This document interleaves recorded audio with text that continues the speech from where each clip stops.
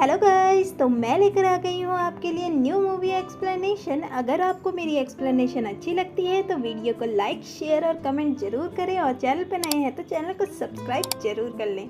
तो बढ़ते हैं मूवी में बिना देरी किए। मूवी स्टार्ट होती है जहां हमारी मूवी के मेन लीड यू जियान, जो यू ग्रुप के सीईओ थे, उन पर केस चल रहा था कि उन्होंने अपनी सेक्रेटरी के साथ ही जबरदस्ती की है। जो केस हमारी फीमेल मेन लीड ली फैमिली की डॉटर जू जी लड़ रही थी। जियान की तरफ से लड़ता हुआ फैजून कहता है कि डिंगयान, आपने जब आपके साथ जबरदस्ती हुई तब आप क्यों नहीं चिल्लाए और पहले एविडेंस इकट्ठे कर हॉस्पिटल क्यों नहीं गए।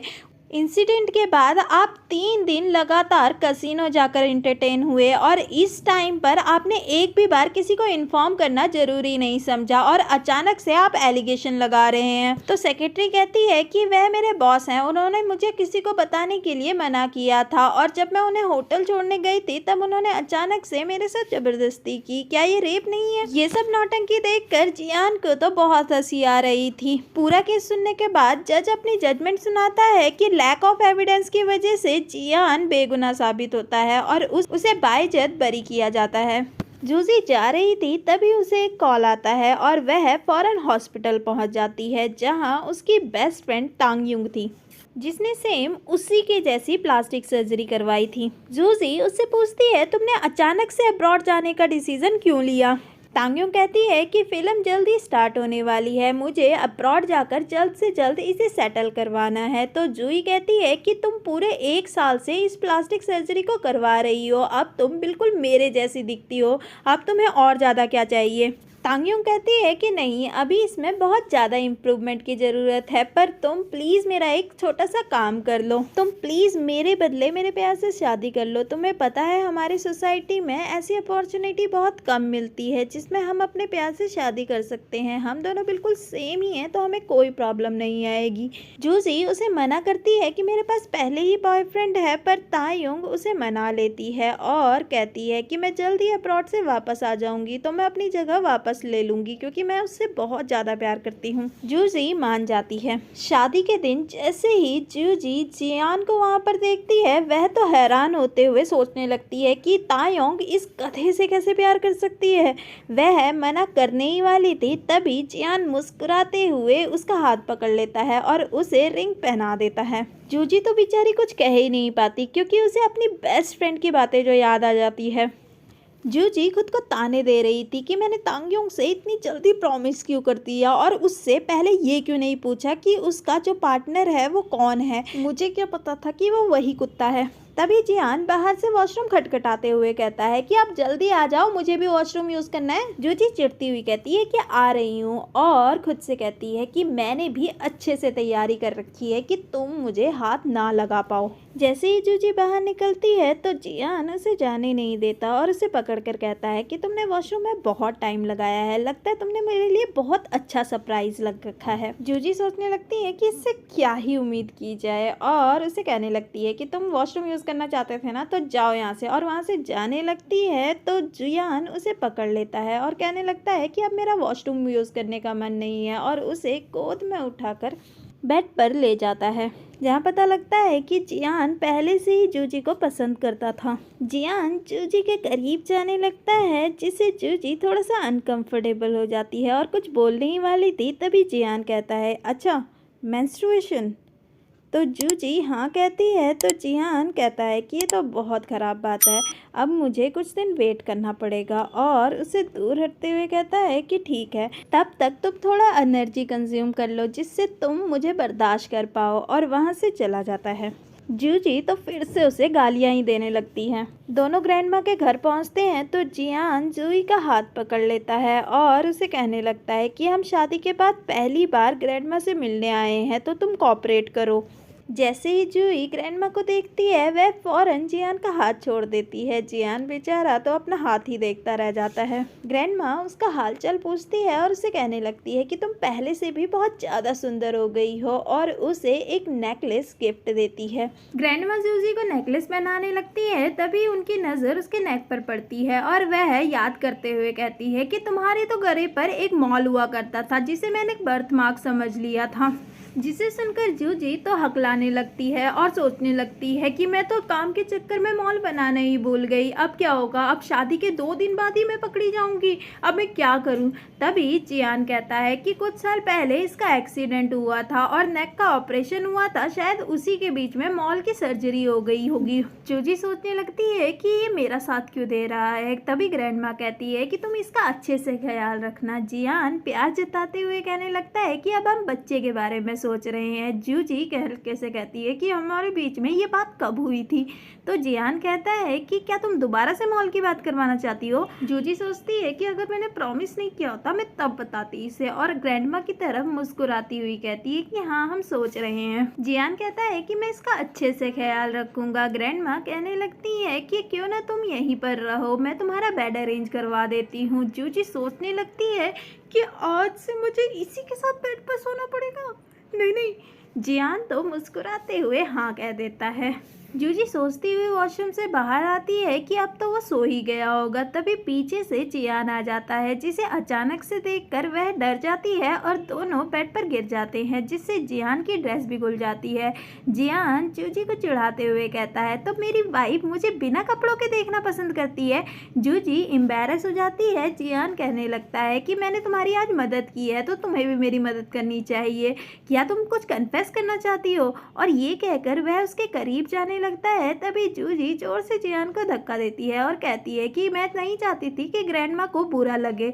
जियान कहता है कि ग्रैंडमा तो ये भी चाहती है कि हम उन्हें जल्द से जल्द एक ग्रैंडसन दे दें, और उसे बेड पर थ्रो करता है और उसके करीब जाने लगता है। जूजी उसे समझाने की कोशिश करती है कि मेरे पीरियड चल रहे हैं और हमें हाइजीन का भी ध्यान रखना चाहिए, पर जियान को तो कोई फर्क ही नहीं पड़ता और वह उसके करीब जाने लगता है। जूजी उसे रोकने की कोशिश करती है। तभी जियान को एहसास होता है कि ग्रैंडमा बाहर खड़ी हुई है, तो वह उसे कहते हैं कि तुम कोऑपरेट करो, और तुरंत ब्लैंकेट लेकर दोनों के ऊपर कवर कर देता है। ग्रैंडमा उन दोनों को ऐसे देखकर समझ जाती है और खुश हो जाती है और वहाँ से चली जाती है। जूजी जियान को खुद से अलग करती है और कहती है कि अब हमें नाटक करने की जरूरत नहीं है, ग्रैंडमा चली गई है। तभी जियान के हाथ पर सॉस लग जाती है और वह कहता है कि ये तो ब्लड की स्मेल नहीं लग रही है, जिसे सुनकर जूजी फौरन हैरान हो जाती है और खुद को चेक करती है। तभी जियान के हाथ पर वह पैकेट लग जाता है और वह कहता है कि तुमने मुझसे झूठ बोला।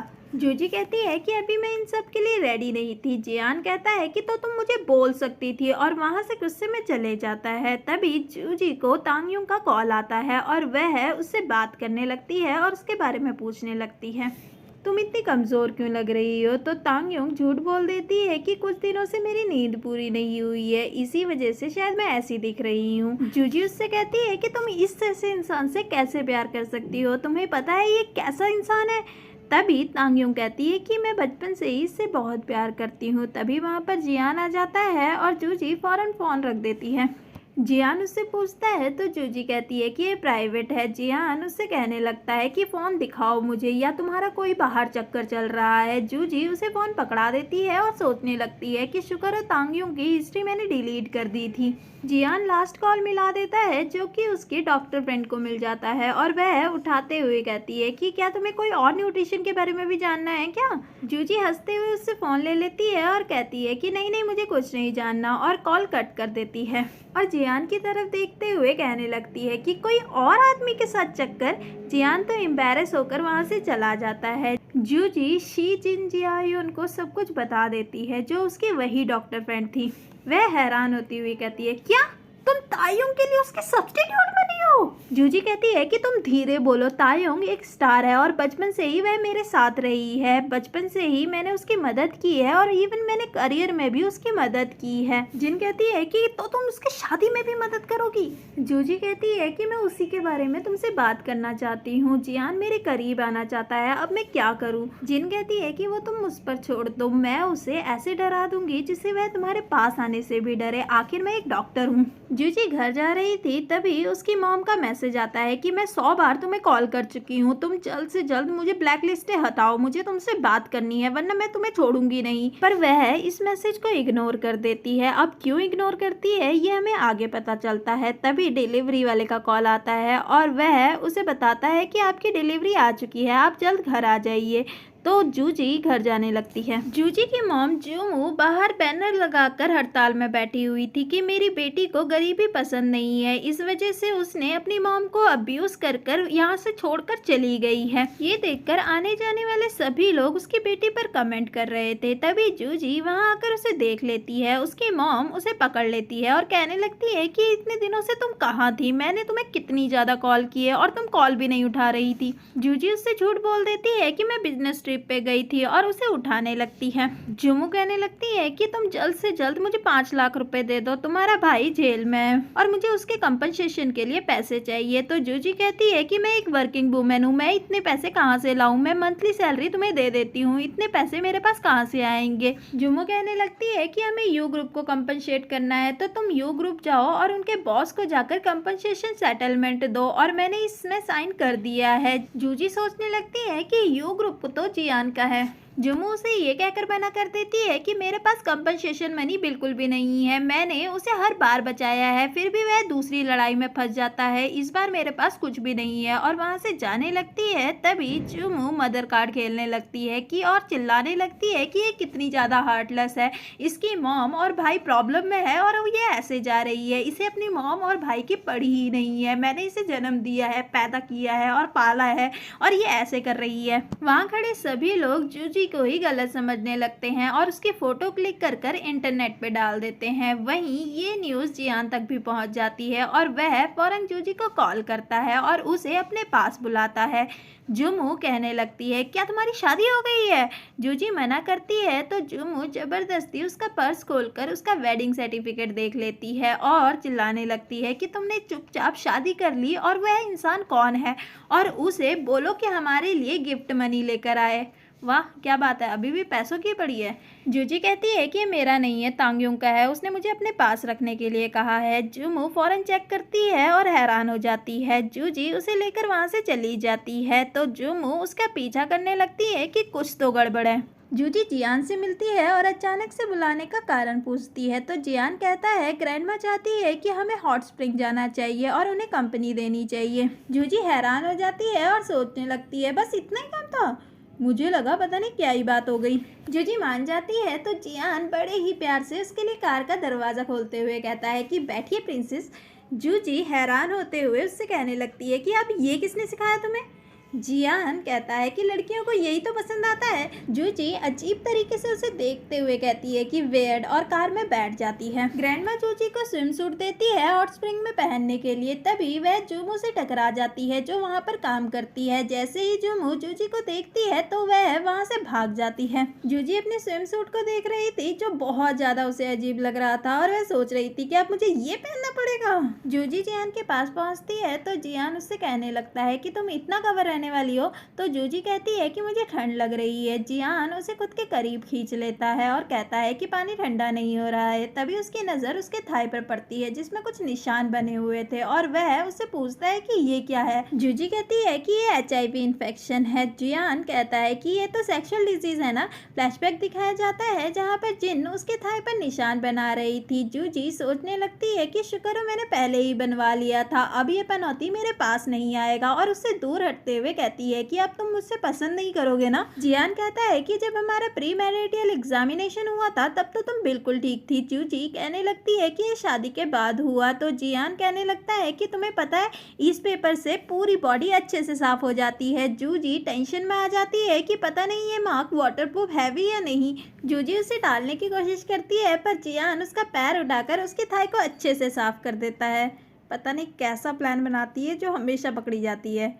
जियान कहता है कि मुझे पता है मेरी वाइफ मेरे साथ सोना नहीं चाहती, पर मैं भी ऐसा इंसान नहीं हूँ जो उसके साथ जबरदस्ती करूँ। जिसे सुनकर जूजी बहुत ज़्यादा खुश हो जाती है। पर जियान कहता है मैं खुद को बस 6 मंथ तक कंट्रोल कर पाऊंगा, अगर उसके बाद भी तुम मेरी वाइफ रही तो मैं तुम्हें पूरी तरीके से अपना बना लूंगा। जूजी सोचती है कि 6 मंथ तक तो तायुंग भी पूरी तरीके से रिकवर हो जाएगी और यहाँ पर आ जाएगी। जूजी ओके कहती है और वहाँ से जाने लगती है। जियान उसे रोकते हुए कहता है कि तुम्हारे राइट शोल्डर पर पहले एक रेड मार्क हुआ करता था, वो कहाँ गायब हो गया।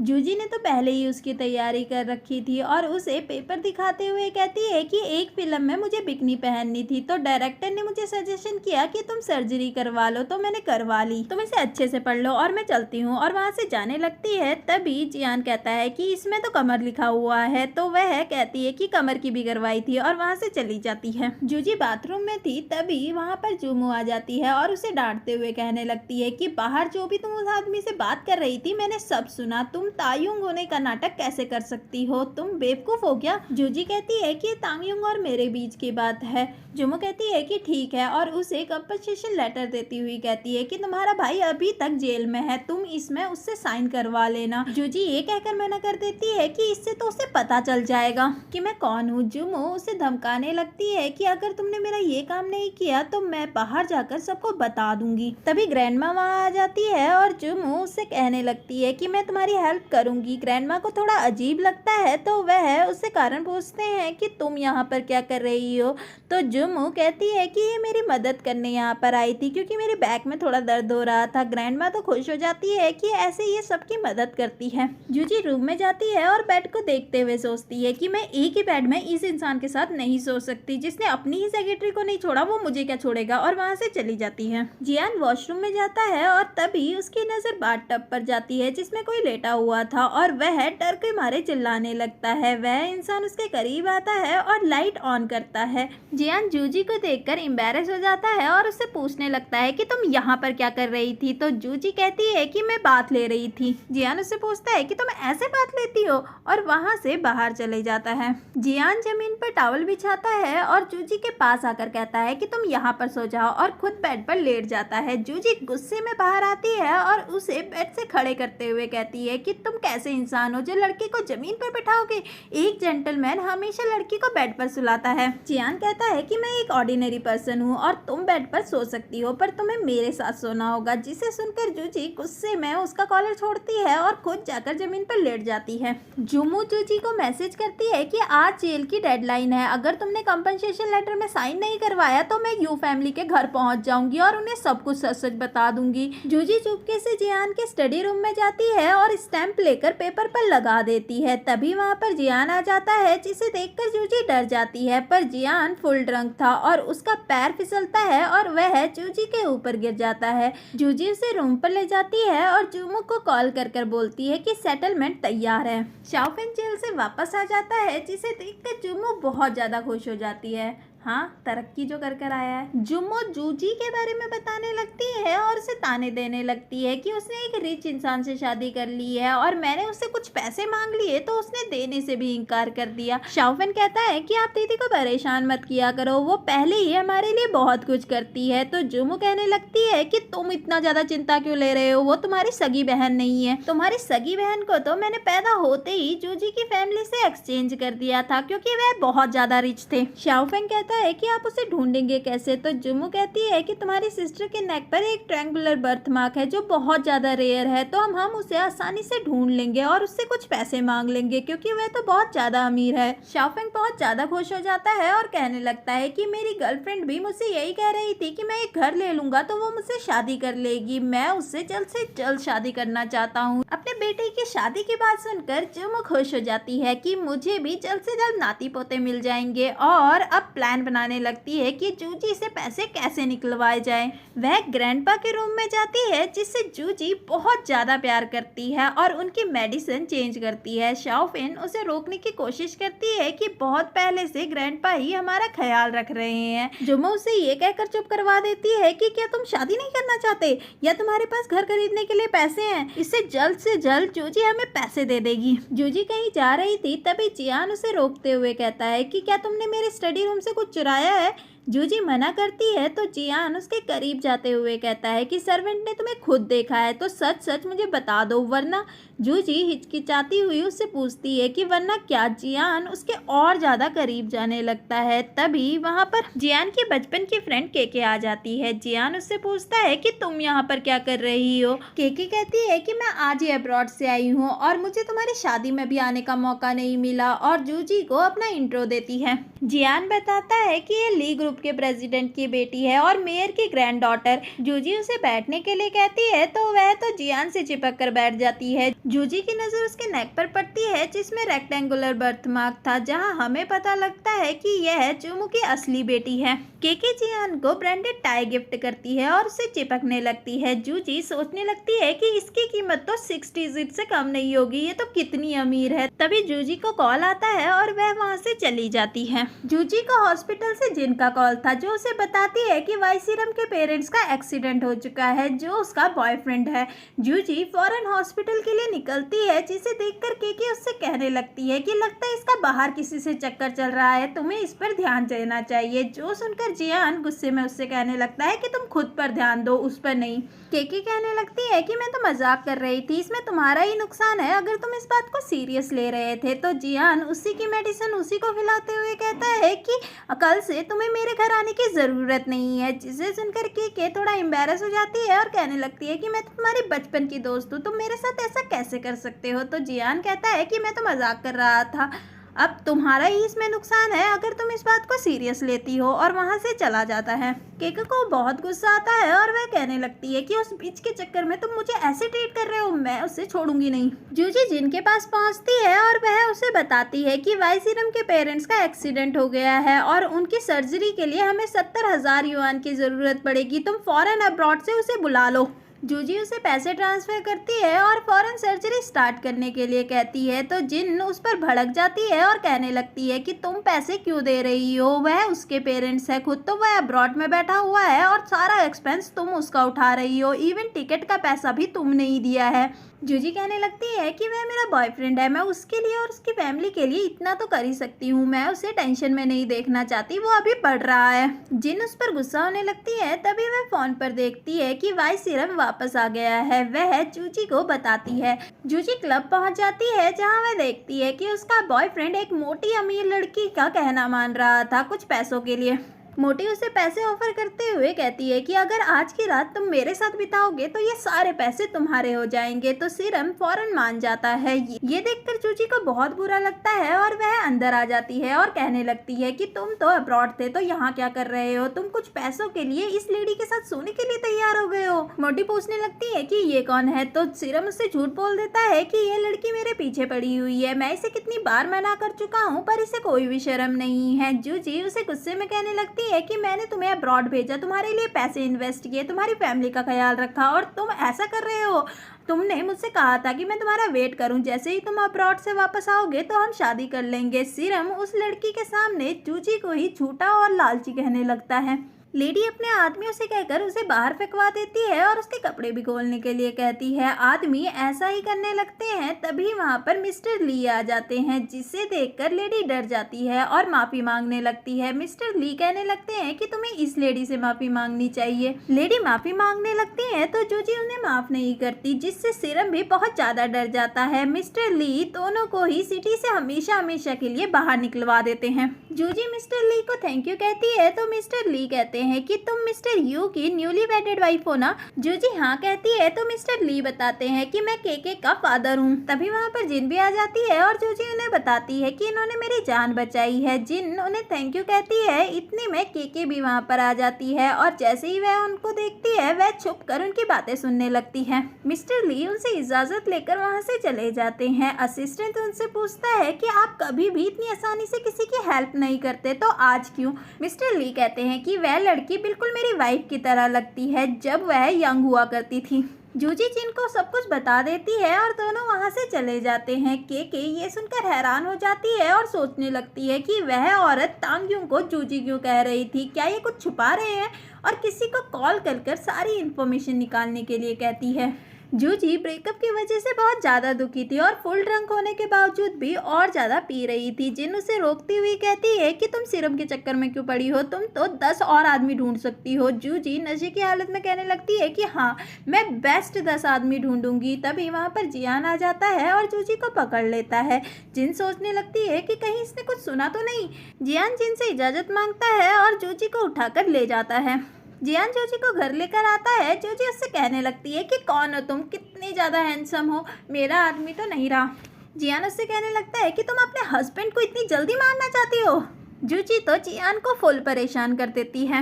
नेक्स्ट मॉर्निंग जियान जूजी को सोते हुए घूर रहा था। जैसे ही जूजी देखती है वह डर जाती है, तो जियान कहने लगता है कि तुम मुझे कुछ एक्सप्लेन नहीं करना चाहती। जूजी को तो कल रात का कुछ याद ही नहीं था, तो जियान कहने लगता है कि कल रात तुम कह रही थी कि तुम तांगयुंग नहीं हो, इसका क्या मतलब है? और तुम किसी बंदर को गोली मारने की भी बात कर रही थी, ये क्या है? जूजी को अचानक से याद आता है, तो वह कहती है कि वो तो मैं सब एक्टिंग कर रही थी, और सोचने लगती है कि अब मैं दोबारा कभी भी जियान के सामने नहीं पीऊंगी। पार्टी में जूजी अकेली बैठी हुई थी, तभी केके उसके पास जाती है और उससे पूछने लगती है कि जियान कहाँ पर है। तो जूजी कहती है कि जियान ऑफिस के काम के लिए बाहर गया हुआ है। तभी केके चुपके से उसके पर्स में जेट बैंगल डाल देती है। ग्रैंडमा और एक आदमी वहाँ पर आ जाते हैं और कहने लगते हैं कि जिसने भी यू फैमिली का जेट बैंगल चुराया है वो चुपचाप हमें दे दो, वरना अच्छा नहीं होगा। केके ग्रैंडमा के पास आती है और कहने लगती है कि ग्रैंडमा, मैं और सिस्टर इन लॉ ही आपके पास आए थे, क्या सिस्टर इन लॉ का ये इंटेंशन रहा होगा? आपको चेक करना चाहिए। ग्रैंडमा कहने लगती है कि वो यू फैमिली की डॉटर इन लॉ है, तो उसे कैसे चेक कर सकते हैं? जूजी कहने लगती है कि ग्रैंडमा, अगर आपको संतुष्टि नहीं है तो आप चेक कर सकते हैं। केके एक लेडी को इशारा देती है और लेडी जाकर उसे चेक करती है। बैंगल उसके बैग से निकल आता है। सारे लोग बातें करने लगते हैं और वह लेडी भी उसे बुरा भला कहने लगती है। तो केके नाटक करते हुए कहती है कि अगर तुम्हें ये बैंगल चाहिए था तो तुम ग्रैंडमा से सीधा मांग सकती थी, वो तुम्हें ऐसे ही दे देते। जूजी समझाने की कोशिश करती है, पर ग्रैंडमा उसी पर ही भड़क जाती है कि तुम जैसी औरत को हमारी फैमिली में नहीं होना चाहिए, तुम तुरंत ही जियान को डिवोर्स दे दो। जिसे सुनकर जूजी सोचने लगती है कि तांगयुंग के आने तक तो मैं जियान को डिवोर्स नहीं दे सकती। तभी वहाँ पर जियान आ जाता है और कहने लगता है कि बैंगल मैंने ही जूजी को दिया था ग्रैंडमा के बॉक्स से निकाल कर, क्योंकि मुझे पता था कि आज ग्रैंडमा अनाउंस करने वाली है कि तांगयुंग उनकी डॉटर इन लॉ है। और जूजी को कहने लगता है कि तुमने ग्रैंडमा को क्यों नहीं बताया कि ये मैंने तुम्हें दिया है। जूजी भी नाटक करते हुए कहने लगती है, क्योंकि मुझे लगा कि कहीं तुमने चुरा कर बैंगल मुझे ना दे दिया हो और सारा दोष तुम पर ना लग जाए। जियान जूजी के फॉरहेड पर किस करता है, तो ग्रैंडमा भी जूजी से सॉरी मांगती है और अनाउंस करती है कि आज से यू फैमिली के एक्सटर्नल अफेयर्स तांगयुंग ही संभालेगी, जिससे केके तो चिढ़ जाती है। जियान, जिसने भी जूजी को परेशान किया था, उससे माफी मंगवाता है और केके को भी माफी मांगने के लिए कहता है। केके भी मरे मन से माफी मांग लेती है। जियान और जूजी वहाँ से चले जाते हैं, तो जूजी उससे पूछने लगती है कि तुमने झूठ क्यों बोला। तो जियान कहता है कि मैं नहीं चाहता कि यू फैमिली की डॉटर इन लॉ को कोई चोर बोले। जिसे सुनकर जूजी को गुस्सा आता है कि इसको मेरे पर भरोसा ही नहीं है, और वहाँ से चली जाती है। जियान केके को बुलाता है, जो छुपकर उनकी बातें सुन रही थी, और उसे धमकी देता है कि मेरी वाइफ से दूर रहो, वरना मैं तुम्हें छोड़ूंगा नहीं, और वहाँ से चला जाता है। केके को तो बहुत ज्यादा गुस्सा आ रहा था। तभी उसे एक कॉल आता है जो उसे बताती है कि जो जियान की वाइफ बनी है वह रियल तांगयुंग नहीं है, जिसे सुनकर केके और ज्यादा भड़क जाती है। तभी वहाँ पर मिस्टर ली आ जाते हैं और उसे डांटने लगते हैं कि जो तुमने आज तमाशा किया है देख लेना। तो केके कहने लगती है कि आप मेरे पापा हैं, मैं आपकी बेटी हूँ, वो नहीं। तो मिस्टर ली कहते हैं कि तुम्हारी जैसी बेटी होने से तो ना होना अच्छा है, और वहाँ से चले जाते हैं। ऑफिस में जूजी को कॉल आता है कि ग्रैंडमा को कुछ हो गया है। वह फौरन घर पहुंचती है जहां केके पहले से थी। जैसे ही जूजी ग्रैंडमा के पास जाने लगती है, तो केके उसे दूर धक्का दे देती है। तभी जियान आ जाता है और उसे संभाल लेता है। ग्रैंडमा उसे कहने लगती है कि ये तांगयुंग नहीं है, तुम इसे जल्द से जल्द डिवोर्स ले लो। फ्लैशबैक दिखाया जाता है जहाँ पर केके ने जूजी की इंटरनेट वाली वीडियो दिखा दी थी, जिससे ग्रैंडमा की तबीयत खराब हो गई थी। ग्रैंडमा जूजी को सूप देती है और उसे प्रूव करने के लिए कहती है क्योंकि जूजी को पीनट से एलर्जी थी और तांगयुंग को नहीं। केके भी कहने लगती है कि अगर तुम ये नहीं पियोगी तो हम मान लेंगे कि तुम जूजी हो। जियान ये देखकर कहने लगता है कि तुम्हें कुछ भी प्रूव करने की जरूरत नहीं है, पर इतने में जूजी उसे पी लेती है और उसे कुछ भी नहीं होता। ये देखकर केके हैरान हो जाती है और उसे चेक करने लगती है। जूजी कहने लगती है कि मुझे पता है तुम मुझसे नफरत करती हो, पर तुम्हारी झूठ की वजह से ग्रैंडमा की तबीयत खराब हो गई। केके खुद को सही साबित करने लगती है, पर ग्रैंडमा उसे ही धक्के मारकर घर से बाहर निकाल देती है। ग्रैंडमा जूजी से माफी मांगती है कि अब से मैं कभी भी तुम पर शक नहीं करूंगी। जूजी उसे माफ कर देती है। फ्लैशबैक दिखाया जाता है जहां पर सर्वेंट ने पहले ही कॉल कर जूजी को सब कुछ बता दिया था, तो वह पहले ही एंटी एलर्जिक पिल खाकर आई थी। जूजी को कॉल आता है तो वह उठकर बाहर चली जाती है, जहाँ उसे पता लगता है कि ग्रैंडपा की भी तबीयत बहुत ज्यादा खराब हो गई है। वह घर पहुंचती है और उन्हें बोलने लगती है कि आप इन्हें हॉस्पिटल क्यों नहीं ले जा रहे हैं। तो जुमू कहने लगती है कि हमारे पास हॉस्पिटल ले जाने के पैसे नहीं है। जूजी ग्रैंडपा को हॉस्पिटल ले जाती है, जहां डॉक्टर बताता है कि उन्होंने हाइपरटेंशन की दवाइयां नहीं ली है, जिसकी वजह से उनकी बहुत ज़्यादा तबीयत खराब हो गई है। हमें जल्द से जल्द उनकी सर्जरी करनी होगी। जूजी जुम्मू से पूछती है कि क्यों आपने इनको दवाइयाँ नहीं दी, तो जुम्मू झूठ बोल देती है कि हमने तो प्रॉपर दवाइयाँ दी है, पर हमें नहीं पता कि वो काम नहीं कर रही थी। डॉक्टर उन्हें बोलता है कि तुम 5 लाख युआन का बंदोबस्त कर लो सर्जरी के लिए, और वहाँ से चला जाता है। जुम्मू नाटक करने लगती है, हे भगवान, अब मैं कहाँ से लाऊं इतने सारे पैसे, हमारे पास तो फूटी कौड़ी नहीं है। तो जूजी उन्हें कहती है कि तुम नाटक मत करो, मैं कुछ बंदोबस्त करती हूँ।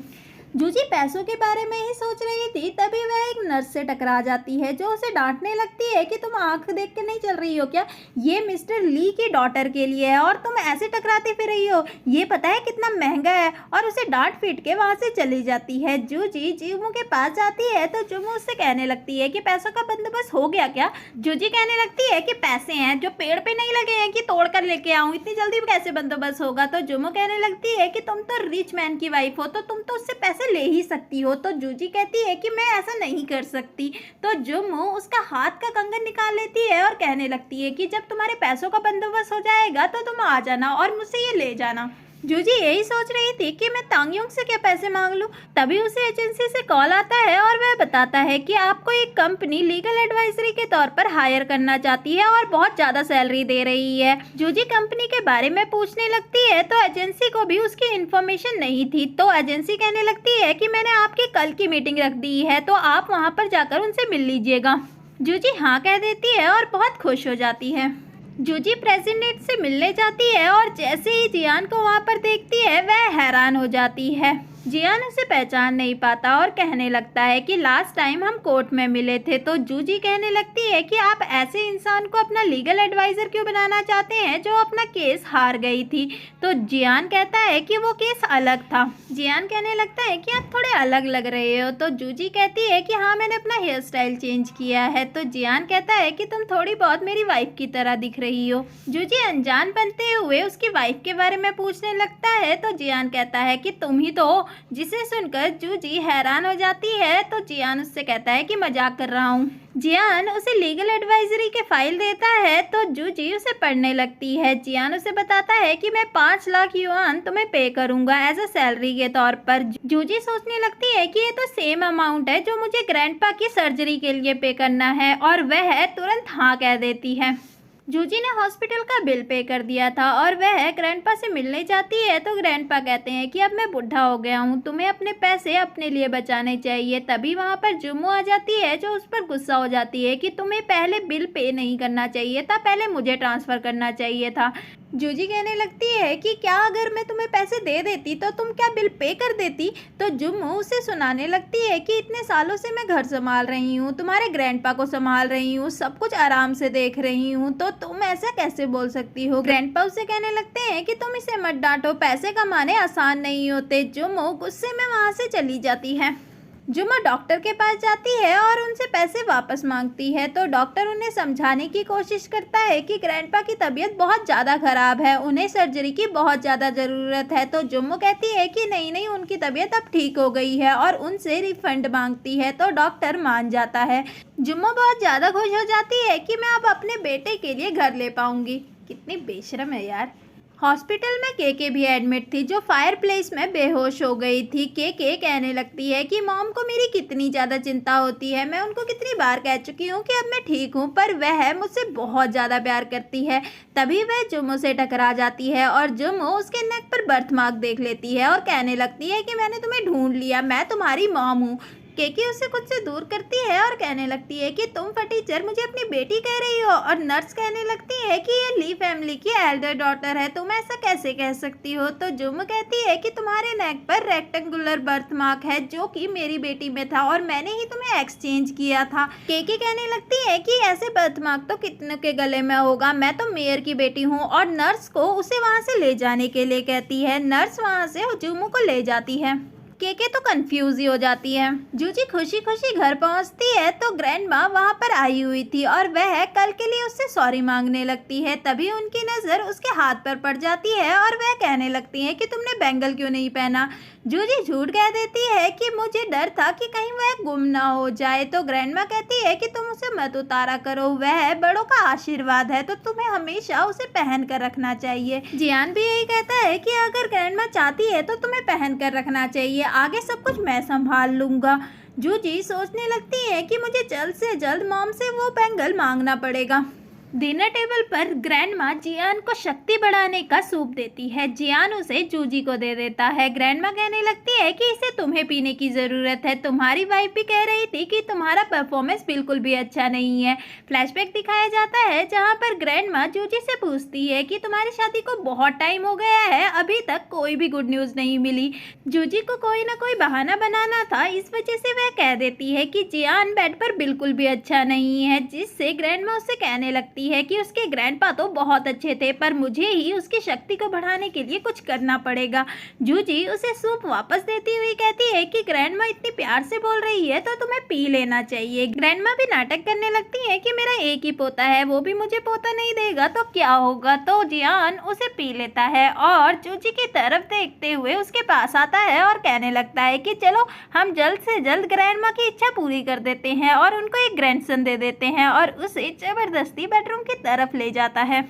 ग्रैंडमा तो ये देखकर बहुत ज़्यादा खुश हो जाती है। जियान जूजी को गेस करता है तो जूजी उसे रोकने की कोशिश करती है। जियान कहता है कि तुमने ही तो ग्रैंडमा को कहा था कि मैं तुम्हें सेटिस्फाई नहीं करता, तो मैं अब तुम्हें फुली सेटिस्फाई करता हूँ, और उसे बेड पर ले जाता है और किस करने लगता है। जूजी उसे रोकती हुई कहती है कि हमें सेफ्टी मेजरमेंट भी लेना चाहिए। तो जियान उसे कहता है कि ग्रैंडमा ने इसका भी अरेंजमेंट कर रखा है और उसे कॉन्डोम दिखाता है। जूजी एम्बैरेस हो जाती है। जियान उसके करीब जाता है तो जूजी उसे रोकते हुए कहती है कि तुम्हें पहले शावर लेना चाहिए। जियान ओके कहकर शावर लेने चली जाता है और जूजी वहां से भाग जाती है। जूजी जियान को गालियां देते हुए कार में पहुंचती है जहां जियान पहले ही वहां पर पहुंचा हुआ था। जियान कहता है तो मेरी वाइफ को ये पोजीशन अच्छी लगती है। जूजी तो हैरान हो जाती है कि इतनी जल्दी ये यहाँ कैसे पहुंचा, और वहां से भागने के लिए दरवाजा खोलने ही वाली थी तभी जियान उसे पकड़कर पीछे खींच लेता है और कहने लगता है कि तुमने ही ग्रैंडमा को कहा था और फोर्सफुली मुझे वो सूप पिलाया था, तो तुम्हें ही रिस्पॉन्सिबिलिटी लेनी ही पड़ेगी, और उसे केस करने लगता है। जूजी चिल्लाने लगती है तभी वहाँ पर पुलिस आ जाती है जो डांसिंग कार को देखकर कार का दरवाजा खटखटाने लगती है। पुलिस जियान से सॉरी मांगने लगती है और कहती है कि मुझे पता नहीं था कि वो आप हैं, आजकल यहाँ पर कुछ ज़्यादा ही लड़कियों के केस आ रहे हैं, तो जैसे ही मैंने लड़की के चिल्लाने की आवाज़ सुनी तो मैं उसे बचाने आ गया। जियान कहने लगता है कि तुम्हें क्या लगता है कि मैं इसके साथ जबरदस्ती कर रहा था। तो पुलिस उसे सॉरी मांगने लगती है और जूजी हंसने लगती है। जियान उसे जबरदस्ती खुद के साथ ले जाता है। जुमू केके को देखने उसके वार्ड में जाती है और बड़े ही प्यार से उसे खाना खिलाने लगती है। तभी केके की नज़र उसके बैंगल पर पड़ जाती है और वह सोचने लगती है कि ये तो वही बैंगल है जो ग्रैंडमा ने चांगयूंग को दिया था, और ये औरत भी जानी पहचानी सी लग रही है। तो वह उससे पूछने लगती है कि ये बैंगल कहाँ से आया है। तो जुमू बताती है कि ये मेरी बेटी ने मुझे दिया है। केके को याद आता है कि ये तो जूजी की माँ है। वह प्यार प्यार में वह बैंगल उससे मांग लेती है और जुमू भी उसे प्यार से वो बैंगल उतार कर दे देती है। ग्रैंडपा की तबीयत बहुत ज़्यादा खराब हो गई थी और जुमू जैसे ही वहाँ आती है वह डॉक्टर को बुलाने के बजाय ये सोचने लगती है कि सर्जरी के लिए वह पैसे मांगने लग जाएंगे, और ऑक्सीजन पाइप भी उनकी निकाल देती है जिससे ग्रैंडपा की डेथ हो जाती है। तभी शाओफेंग वहाँ आ जाता है और ग्रैंडपा को ऐसे देखकर चिल्लाने लगता है। जुमू कसकर उसके थप्पड़ मार देती है और उससे चुप रहने के लिए बोलती है कि नहीं तो वरना हम दोनों ही फंस जाएंगे। जूजी बैंगल लेने घर जाती है तो जुम्मो को देखकर कहने लगती है कि आप ग्रैंडपा के साथ हॉस्पिटल में क्यों नहीं है। तो जुम्मो कहने लगती है कि वहाँ पर शाओफेंग है। जूजी बैंगल वहाँ पर ना देखकर जुम्मो से पूछने लगती है कि बैंगल कहाँ पर है। तो जुम्मो कहने लगती है कि मैंने वो बेच दिया। जूजी उस पर गुस्सा करने लगती है कि वह मेरा नहीं था, मैंने आपको बोला था, आपने ही मुझे कहा था कि अगर मैं पैसे जमा कर दूंगी तो आप मुझे वो दे दोगी। बताओ आपने वो बेचकर पैसे कहाँ रखे। और पैसे ढूंढने लगती है तो जुम्मो उसे घर से बाहर निकाल देती है। जूजी रास्ते में ये सोचती हुई जा रही थी कि हमेशा मेरी ही लाइफ में इतना स्ट्रगल क्यों भरा हुआ है। तभी वह बेहोश हो जाती है और मिस्टर ली का असिस्टेंट उसे देख लेता है और उसे उठाकर मिस्टर ली के घर ले जाता है। जूजी की आंखें खुलती है तो मिस्टर ली उसे बताने लगते हैं कि तुम रास्ते में बेहोश हो गई थी और मेरा असिस्टेंट तुम्हें यहाँ ले आया, और उसे बड़े ही प्यार से चिकन सूप पिलाने लगते हैं। जूजी सोचने लगती है कि ग्रैंडपा के अलावा कभी भी मेरी किसी ने इतनी केयर नहीं की। तो मिस्टर ली उसे बताते हैं कि तुम मेरी बीवी की तरह दिखती हो, इसीलिए मैं तुम्हें अपनी बेटी के जैसा मानता हूँ। तभी वहाँ पर केके आ जाती है और उसे कहने लगती है कि पापा ये यहाँ पर क्या कर रही है, क्या आप इस पर इंटरेस्टेड है, आपके लिए मॉम काफ़ी नहीं है। मिस्टर ली उस पर गुस्सा हो जाते हैं और असिस्टेंट को उसे रूम में बंद करने के लिए कहते हैं और जूजी से माफ़ी मांगते हैं। ग्रैंडमा रेस्टोरेंट में थी तभी वहाँ पर केके आ जाती है और ग्रैंडमा उसे इग्नोर करती है और कहती है कि मैंने तुम्हें बोला था कि तुम मुझे कभी अपनी शक्ल मत दिखाना। तो केके उन्हें बैंगल दिखाते हुए कहती है कि ये मैंने ऑनर से खरीदा है, मैंने आपको बोला था कि वो तांगयुंग नहीं है, वो जूजी है। ग्रैंडमा शॉक में आ जाती है और पहले तो उसे नकली बताती है, पर जब वह चेक करती है तो वह असली था। तो वह जूजी को कॉल कर कर वहाँ बुला लेती है। ग्रैंडमा जूजी से पूछती है कि क्या तुमने ये बैंगल बेच दिया। तो जूजी सोचने लगती है कि शायद मॉम ने केके को ही बेचा होगा और झूठ कह देती है कि मुझसे कुछ दिन पहले किसी ने ये चुरा लिया था, तो मैंने इन्वेस्टिगेशन करवाई है, जब तक मुझे मिल नहीं जाता तब तक मैंने आपको कुछ बताना सही नहीं समझा। तो केके कहने लगती है कि तुम कितना ज़्यादा झूठ बोलती हो। जूजी कहती है कि मैं तुम्हारे जैसी नहीं हूँ। तभी वहाँ पर जुम्मो भी आ जाती है और कहने लगती है कि ये मेरी बेटी है और इसी ने ये बैंगल मुझे दिया था और इसने पैसों के लिए तांगयुंग बनकर यू फैमिली में शादी की है। जूजी तो जुम्मो को वहाँ देखकर हैरान हो जाती है कि ये यहाँ पर क्या कर रही है। ग्रैंडमा कहने लगती है कि तुम जल्द से जल्द मेरे बेटे को डिवोर्स दे दो, तुम जैसी औरत मेरी बहू बनने के लायक नहीं है। तभी ग्रैंडमा को कॉल आता है जो कि हॉस्पिटल से था और वह बताते हैं कि जियान का एक्सीडेंट हो गया है। हॉस्पिटल में डॉक्टर बताते हैं कि उनको सीरियस इंजरी आई है और उन्हें ब्लड की ज़रूरत है, उनका ब्लड टाइप पांडा है। केके कहने लगती है कि ग्रैंडमा तायुंग का ब्लड टाइप पांडा है, क्यों ना हम यही पता लगवा लें कि ये तायुंग है या नहीं। जुम्मो भी उसका साथ देती हुई कहती है कि हाँ है, ये मेरी बेटी है और इसका ब्लड टाइप ओ है। ग्रैंडमा भी उनकी बातों में आते हुए डॉक्टर से कहती है कि क्यों ना आप इनका ब्लड चेक कीजिए। डॉक्टर उसे वहाँ से ले जाता है और थोड़ी देर बाद आते हुए कहता है कि हमें पांडा ब्लड टाइप मिल गया है और इनका ब्लड टाइप पांडा है, जिससे सुनकर केके तो हैरान हो जाती है और कहने लगती है कि तुम झूठ बोल रही हो ना। जुम्मो भी हैरान हो जाती है। फ्लैशबैक दिखाया जाता है जहाँ पर जूजी ने अपनी फ्रेंड जिन को बुला लिया था और उसका ब्लड टाइप पांडा था और उसी ने ही ब्लड दे दिया था। केके बोलने लगती है कि तुम झूठ बोल रही हो और जुम्मो भी कसम खाने लगती है कि ये मेरी ही बेटी है। ग्रैंडमा दोनों को ही धक्के मारकर वहाँ से बाहर निकलवा देती है। ग्रैंडमा जूजी से माफ़ी मांगती है और पूछती है कि तुमने मुझे ये सब पहले क्यों नहीं बताया। तो जूजी कहने लगती है कि मैं आपको टेंशन में नहीं देखना चाहती थी। ग्रैंडमा खुश हो जाती है। जूजी अपने रूम में जाती है तो जियान उसे अपने पास बुलाता है और कहता है कि मैंने सुना जो भी तुम्हारे साथ हुआ, मैं फ्यूचर में ध्यान रखूंगा कि मेरे साथ कम इंसिडेंट हो, क्योंकि मैं अपनी वाइफ के साथ उसके मुश्किल घड़ी में हमेशा साथ रहना चाहता हूँ। जूजी को थोड़ा अजीब लग रहा था, इस वजह से वह कहती है कि ग्रैंडमा ने आपके लिए पॉरेज बनाया है, मैं लेकर आती हूँ। तो जियान उसे खुद के करीब खींच लेता है और कहने लगता है कि मुझे खाना नहीं है, तुम मुझे बात लेने में हेल्प करो, मुझे थोड़ा अनकंफर्टेबल होता है जब मैं बात नहीं लेता। तो जूजी कहने लगती है कि डॉक्टर ने तुम्हें बात लेने के लिए मना किया है क्योंकि तुम्हारे जख्म अभी भरे नहीं है। तो जियान कहता है कि तुम मुझे स्पंज बाथ ही दे दो। जूजी टॉवल लेकर आती है और उसे साफ करने लगती है तो जियान कहता है कि पहले बटन तो खोल लो। तो जूजी बड़ी अनकंफर्टेबल होते हुए उसके बटन खोलने लगती है तो जियान कहता है कि कौन सी वाइफ इतना शर्माती है अपने हस्बैंड के साथ, क्या तुमने कभी भी किसी लड़की को ऐसे नहीं देखा। जूजी कुछ कहने ही वाली थी तभी जियान उसे किस कर देता है।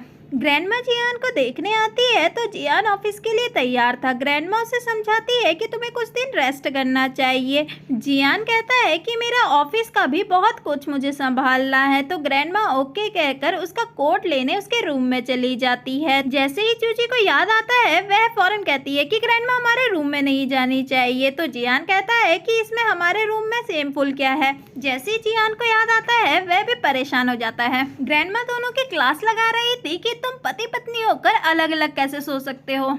जियान बहाना लगाता है कि मुझे कुछ दिनों से इंसोमेनिया हो रखा है, इसी वजह से मैंने इसे बोला कि तुम अलग रूम में जाकर सो जाओ। जूजी भी हाँ में हाँ मिलाती है तो ग्रैंडमा कहती है कि ऐसा नहीं चलेगा, अब से मैं तुम्हारे साथ इसी घर में रहूंगी। दोनों ने टालने की कोशिश करते हैं कि यहाँ का गेस्ट रूम बहुत ज़्यादा छोटा है, आप एडजस्ट नहीं कर पाएंगे, तो ग्रैंडमा कहती है कि मैं सब कुछ एडजस्ट कर लूँगी। रात को जूजी रूम में जाती है और बेड पर जाकर दोनों के बीच में ब्लैंकेट और कुशन की लाइन ड्रॉ कर देती है, जिसे देखकर जियान फौरन उसे हटाता है और जूजी के करीब जाकर कहता है कि हम बच्चे नहीं हैं जो तुम लाइन ड्रॉ कर रही हो, और मैं बता दूं कि हमारे मिलने की डेडलाइन आने वाली है और तुम मुझे बर्दाश्त करने के लिए अच्छे से तैयारी स्टार्ट कर दो, और वहाँ से उठकर चला जाता है। जूजी फौरन तांग्युंग को कॉल करती है और उससे जल्द से जल्द वापस आने के लिए कहती है, तो तांग्युंग कहती है कि अभी 2 मंथ और लगेंगे। अब जूजी आगे और क्या ही कहती, बस यही कहती है कि तुम जल्द से वापस आ जाओ। जूजी ग्रैंडपा से मिलने जाती है जहां नर्स उसे बताती है कि उनकी डेथ हो चुकी है, जिसे सुनकर जूजी तो हैरान हो जाती है और सदमे में ही पहुंच जाती है कि उन लोगों ने मुझसे झूठ बोला। जूजी जुम्मो के पास जाती है और उसे कहने लगती है कि आपने मुझसे झूठ बोला, मैंने हॉस्पिटल के पैसे जमा किए और आपने उसे निकाल लिए। ग्रैंडमा इतने ओल्ड होने के बावजूद भी वह बाहर काम करने जाते थे हमें पालने के लिए, आपने उनके साथ ऐसा क्यों किया। जुम्मो कहने लगती है कि तुम्हारे भाई को भी घर की ज़रूरत थी और हमें पैसों की भी तंगी आ रखी है, तो हम कैसा कर पाएंगे। दोनों आपस में बहस करने लगते हैं। जूजी उसे कहने लगती है कि अब मेरा और आपका कोई लेना देना नहीं है, और वहाँ से जाने लगती है। तभी जोमो की तबीयत खराब हो जाती है और वह नीचे गिर जाती है। शाओफेन कहता है कि तुम इनके साथ ऐसा कैसे कर सकती हो, ये तुम्हारी मॉम है। जूजी कहने लगती है कि इन्होंने ग्रैंडपा के साथ कैसा किया है। शाओफेन उसे हॉस्पिटल ले जाता है। केके जुम्मो से मिलने उसके घर जाती है तो जुम्मो उस पर बड़ा प्यार दिखाने लगती है, पर केके तो उसको धमकी देने आई थी कि उस दिन की बात तुम किसी को मत बताना वरना मैं तुम्हारा जीना हराम कर दूंगी। जुम्मो उससे कहने लगती है कि हाँ मैं किसी को नहीं बताऊंगी और उससे पैसे मांगने लगती है। केके उसे 1 लाख युआन ट्रांसफर कर देती है, जिसे देखकर जुम्मो खुश हो जाती है। केके घर को जा रही थी तभी डॉक्टर का उसे कॉल आता है कि डीएनए रिपोर्ट का रिजल्ट आ चुका है, मैंने आपको मेल कर दिया है। जैसे ही केके डीएनए रिजल्ट देखती है तो वह तो शॉक में आ जाती है कि वह मेरी मॉम कैसे हो सकती है, और पागलों की तरह हरकतें करने लगती है। वहीं एक आदमी उस पर नज़र रखे हुए था। शाओफेंग जूजी के पास जाता है और उन्हें बताता है कि मैम तुम पर गुस्सा है क्योंकि वह बीमार है और हम उनके मेडिकल बिल अफोर्ड नहीं कर सकते। तो जूजी कहने लगती है कि तुम क्या चाहते हो, तो मैं पे करूं। शाओफेंग हाँ कहता है तो जूजी सोचने लगती है कि ये जरूर इनका नया तरीका होगा मुझसे पैसे निकलवाने का, और कहने लगती है कि अब मेरा और शू फैमिली का कोई रिश्ता नहीं है, और उसे 2 मारकर वहाँ से चली जाती है। शाओफेंग ने तो उसकी बातें रिकॉर्ड कर ली थी और वह लेकर वह जियान के पास पहुँच जाता है। तो पहले तो जियान उसकी बात नहीं सुनता, पर जब शाओफेन बताता है कि ये तुम्हारी बीवी के लेकर बातें हैं तो वह उसकी बात सुनने के लिए बैठ जाता है। शाओफेंग कहने लगता है कि आप मेरे ब्रदर इन लॉ हो और अभी तक आपने हमारी फैमिली को गिफ्ट मनी नहीं दी है। आप बहुत ज़्यादा रिच है तो 10 मिलियन तो आराम से दे सकते हैं। आपको तो पता ही है कि जू फैमिली के लिए बच्चों को पालना कितना ज़्यादा मुश्किल है। जियान कहने लगता है कि मेरी वाइफ का सरनेम तो तांग है, तो शाओफेंग उसे सब कुछ बताने लगता है। जब जियान नहीं मानता तो वह उसे रिकॉर्डिंग भी सुनाता है और उसको धमकी देता है कि अगर आपने मुझे पैसे नहीं दिए तो मैं ओल्ड लेडी के पास पहुंच जाऊंगा, और वह तो बहुत ज़्यादा भी ओल्ड भी हैं, तो वह पता नहीं इसको बर्दाश्त कर भी पाएंगी या नहीं। जिसे सुनकर जियान को बहुत ज़्यादा गुस्सा आता है। शाओफेन सोचने लगता है कि मेरी सिस्टर का प्लान तो बेस्ट रहा। फ्लैशबैक दिखाया जाता है जहां पर शाओफेन केके से पैसे मांग रहा था कि तुम मेरी सगी बहन हो तो तुम मेरी मदद कर सकती हो। केके कहने लगती है कि जैसा मैं तुम्हें कहूँगी वैसा ही तुम करोगे तो तुम्हें जियान से पैसे आराम से मिल जाएंगे।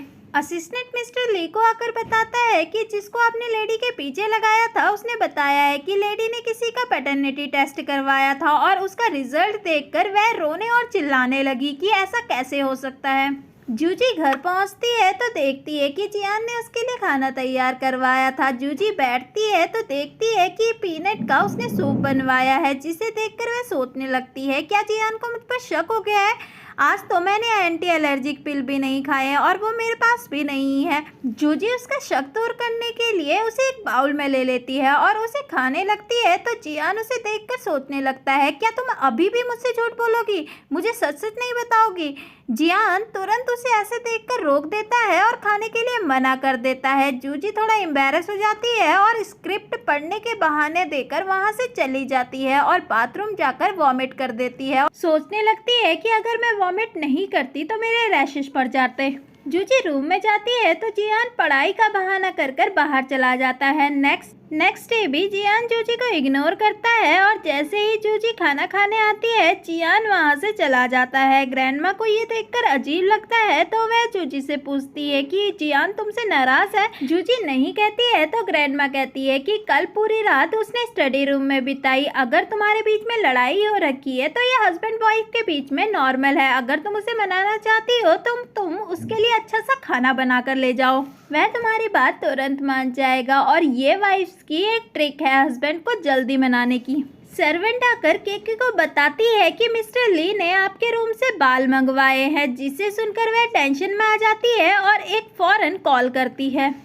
फाइजुन जियान को टीज करते हुए कहता है कि जैसे ही आपने सुना कि चाची आपके लिए खाना लेकर आई है तो आपको कितनी जल्दी हो गई। तभी वह देखता है कि जूजी खाना खा रही है अकेले बैठकर, तो वह कहने लगता है कि चाची अकेली क्यों खा रही है और ऐसे क्यों खा रही है।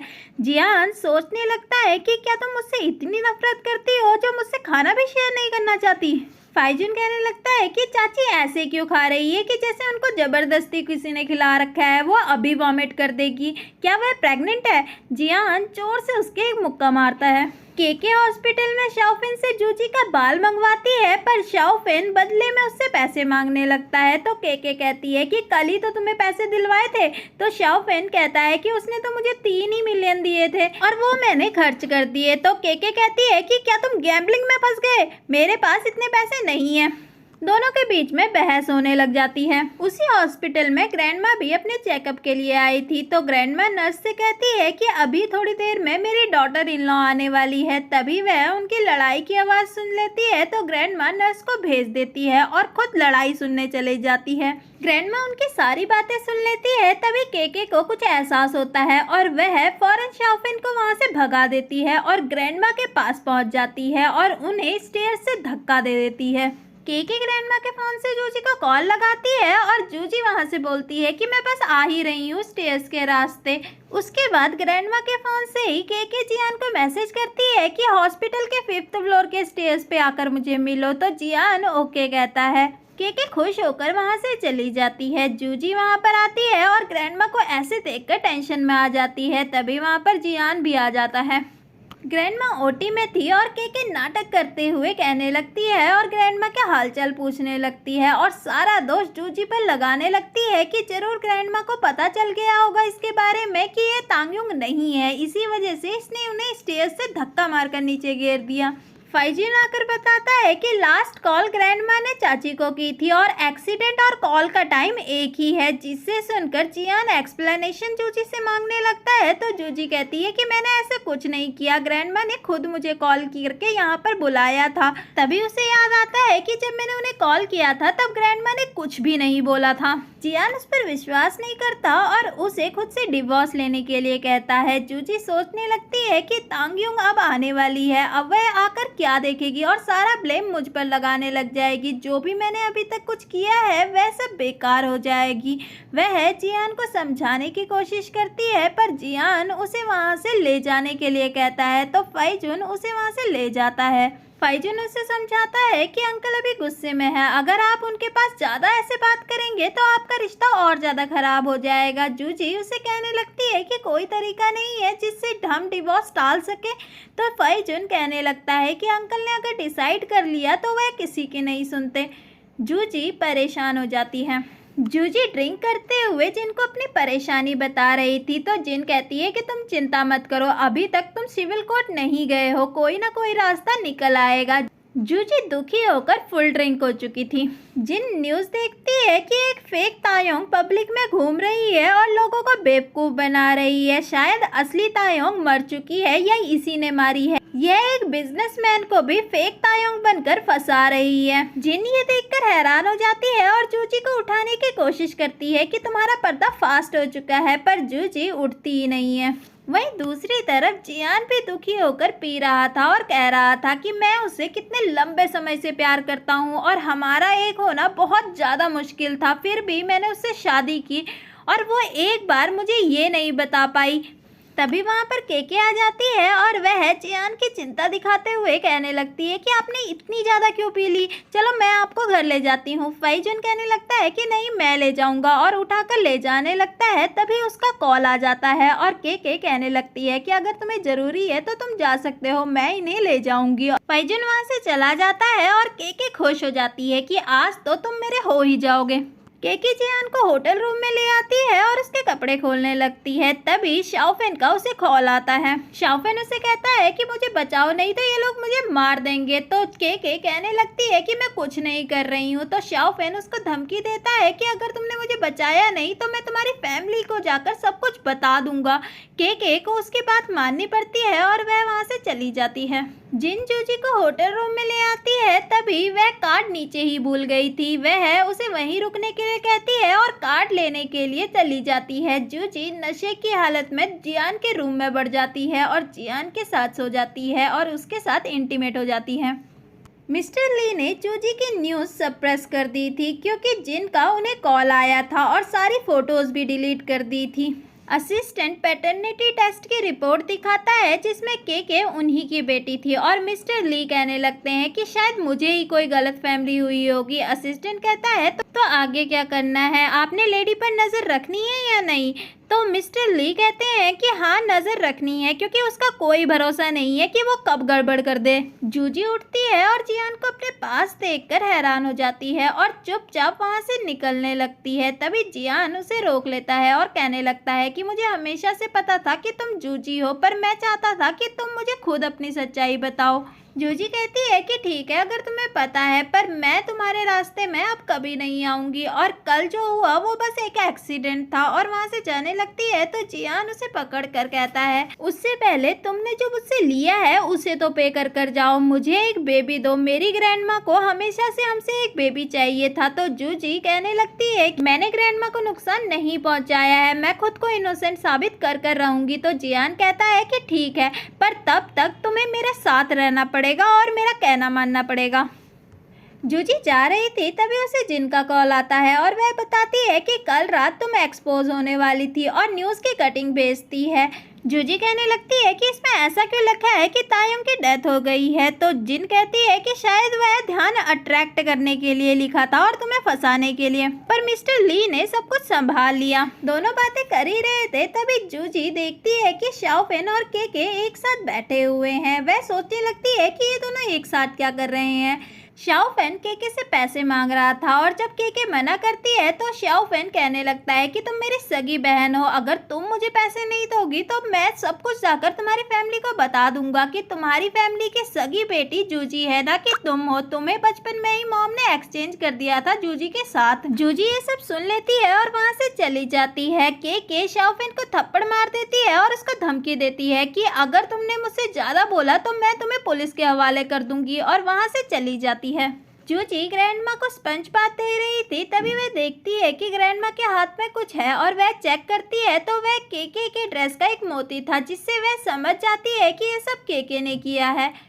केके को कॉल आता है कि ग्रैंडमा उठ गई है और जियान को भी हॉस्पिटल से कॉल चला गया है, वह भी रास्ते में ही है। केके ये सुनकर परेशान हो जाती है और ग्रैंडमा को मारने के लिए हॉस्पिटल पहुंच जाती है और बोलने लगती है कि मैंने एक बार तुम्हें धक्का दिया तो तुम्हें मर जाना चाहिए, पर कोई बात नहीं, अब मैं तुम्हें अच्छे से भगवान के पास भेज देती हूँ। तभी वहाँ पर जियान और जूजी जो छिपे हुए थे सामने आ जाते हैं। केके उन्हें देखकर घबरा जाती है और खुद को कवर करने की कोशिश करती है कि जूजी ने मुझे फंसाने की कोशिश की है। मैं तो बस ग्रैंडमा को देखने आई थी। तभी जूजी उसकी ड्रेस का वो मोती उसे दिखाती है और जियान उस पर गुस्सा निकालने लगता है और उसे जेल में भेज देता है। जूजी कहती है कि मैंने खुद को बेगुनाह साबित कर लिया है, अब तो मैं फ्री हूँ, और वहाँ से जाने लगती है तो जियान उसे रोक लेता है। जूजी कहने लगती है कि मैं तांगयुंग नहीं हूँ, तुम्हें उसे रोकना चाहिए। जियान कहने लगता है कि मेरा और उसका कोई लेना देना नहीं है। तभी मिस्टर ली का जियान को कॉल आता है और वह केकी की तरफ से माफी मांगने लगते हैं कि हमने उसे कुछ लाड प्यार से ज्यादा ही बिगाड़ दिया, तुम उसे माफ कर दो। पर जियान उसे बिल्कुल माफ नहीं करता। जूजी को शाओफिन का कॉल आता है और वह बताता है कि मॉम को लास्ट स्टेज कैंसर है, मैं वहां पर नहीं जा सकता क्योंकि मुझे कसिनो वालों ने पकड़ लिया है। प्लीज मेरे बदले तुम मॉम की देखभाल कर लो, तुम्हें मॉम ने इतने साल पाला है।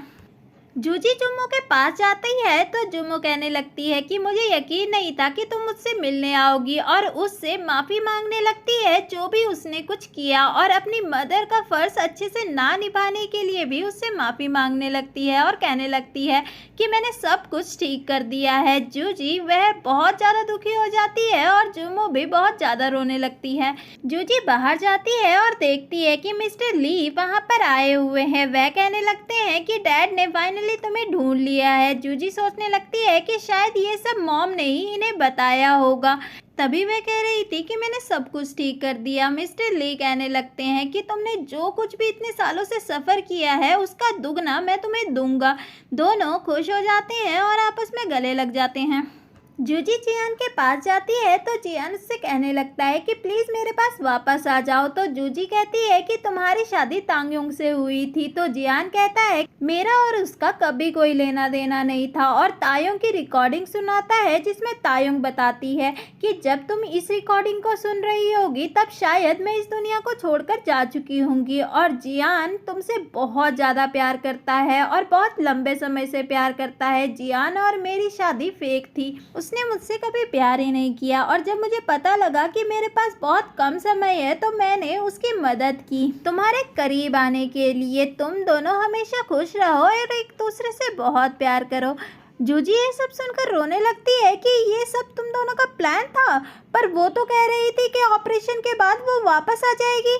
जियान उसे काम डाउन करने की कोशिश करता है और कहता है कि ट्यूमर कभी भी क्योर नहीं हो सकता, अब मैं हमेशा तुम्हारा ख्याल रखूँगा। जूजी उसे गले लगा लेती है। मूवी यहीं पर ख़त्म होती है। आप मुझे कमेंट बॉक्स पे ज़रूर लिख कर बताइएगा कि पूरी एक्सप्लेनेशन आपको कैसी लगी। तो मिलते हैं नेक्स्ट मूवी में, तब तक के लिए bye, see you, take care.